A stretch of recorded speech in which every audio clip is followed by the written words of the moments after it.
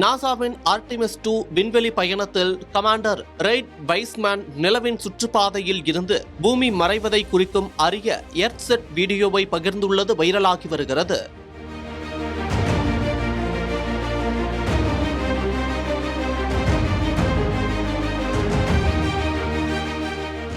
நாசாவின் ஆர்டிமிஸ் 2 கடந்த ஏப்ரல் 1 அன்று ஏவப்பட்டு சுமார் 10 நாட்கள் பயணத்திற்கு பிறகு ஏப்ரல் 10 அன்று பசிபிக் பெருங்கடலில் பாதுகாப்பாக தரையிறங்கியது.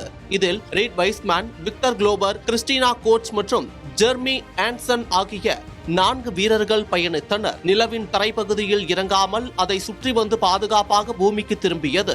இது எதிர்காலத்தில் மனிதர்கள் நிலவில் தரையிறங்கும் ஆர்டிமிஸ் 3 திட்டத்திற்கு ஒரு முன்னோடியாக அமைந்தது.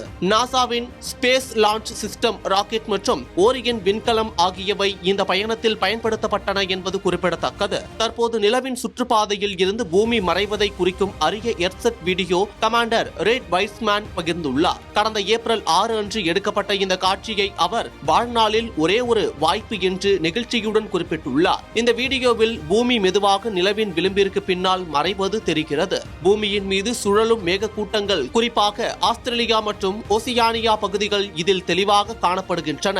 எந்த ஒரு உயர் ரக கேமராவையும் பயன்படுத்தாமல் ஐபோனை பயன்படுத்தி ரெய்ட் வைஸ்மேன் இந்த வீடியோவை படம் பிடித்துள்ளார். இது மனித கண்கள் விண்வெளியில் இருந்து பூமியை பார்ப்பது போலவே தத்ரூபமாக இருப்பதாக அவர் தெரிவித்துள்ளார்.